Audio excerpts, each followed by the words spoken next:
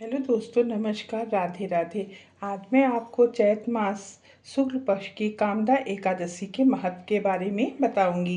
युधिष्ठिर ने पूछा, वासुदेव आपको नमस्कार है।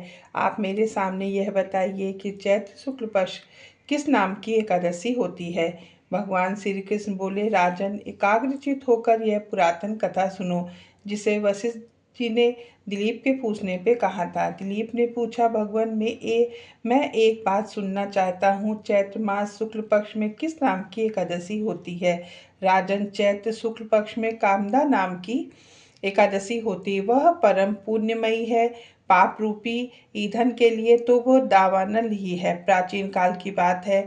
नागपुर नाम का एक सुंदर नगर था। वहाँ सोने के महल बने हुए थे। उस नगर में पुंडरीक आदि महाभयंकर नाग निवास करते थे। पुंडरीक नाम का नाग उन दिनों वहां राज्य करता था। गंधर्व, किन्नर और अप्सराएं भी उस नगरी का सेवन करती थीं। वहां एक श्रेष्ठ अप्सरा थी जिसका नाम ललिता था। उसके साथ ललिता नाम वाला गंधर्व भी था। वे दोनों पति पत्नी के रूप में रहते थे। दोनों ही परस्पर काम से पीड़ित रहा करते थे। ललिता के हृदय में सदा पति की ही मूर्ति बसी रहती थी। ललित के हृदय में सुंदरी ललिता का नित्य निवास था। एक दिन की बात है, नागराज पुंडरीक राजसभा में बैठकर मनोरंजन कर रहा था। उस समय ललित का गान हो रहा था, किंतु उसके साथ उसकी प्यारी ललिता नहीं दिखी।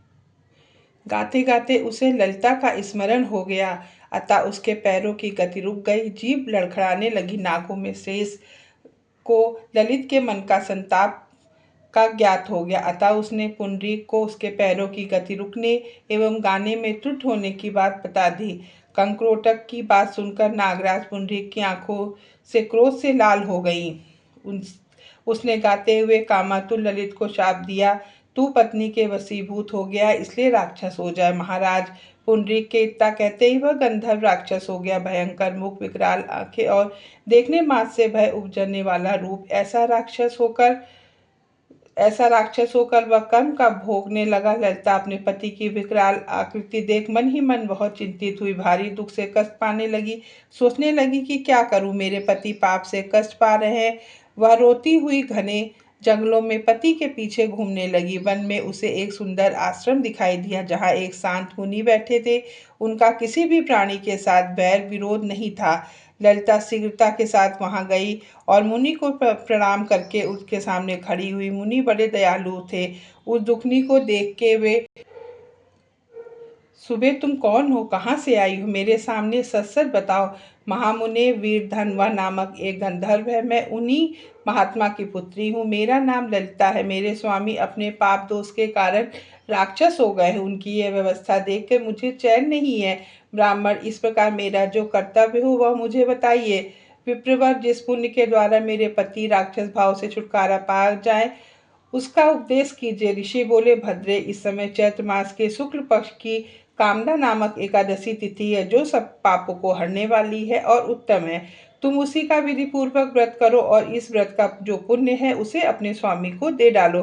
पुण्य देने छल मास से शाप का दोष दूर हो जाएगा। राजन मुनि का यह वचन सुनकर ललिता को बड़ा हर्ष हुआ। उसने एकादशी को उपवास करके द्वादशी के दिन उन ब्राह्मणसी के समीप ही भगवान वासुदेव के समक्ष अपने पति के उद्धार के लिए यह वचन कहा, मैंने जो यह कामदा एकादशी का उपवास किया है उसके पुण्य के प्रभाव से मेरे पति का राक्षस भाव दूर हो जाए। वशिष्ठ कहते हैं, ललिता के इतना कहते ही उसी क्षण ललित का पाप दूर हो गया। उसने दिव्य देह धारण किया, राक्षस भाव चला गया और पुनः गंधर्व की प्राप्ति हुई। नभ से वे दोनों पति पत्नी कामदा के प्रभाव से पहले ही अपेक्षा में अधिक सुंदर रूप धारण करके विमान से। यह जानकर इस एकादशी के व्रत का यत्नपूर्वक पालन करना चाहिए। मैंने लोगों के हित के लिए तुम्हारे सामने इस व्रत का वर्णन किया है। कामदा एकादशी ब्रह्म हत्या आदि पापों तथा पिशाचत्व आदि दोषों का नाश करने वाली। राजन, इसके पढ़ने और सुनने से वाजपेयी यज्ञ का फल मिलता है। मिलते हैं नए वीडियो के साथ में। राधे राधे।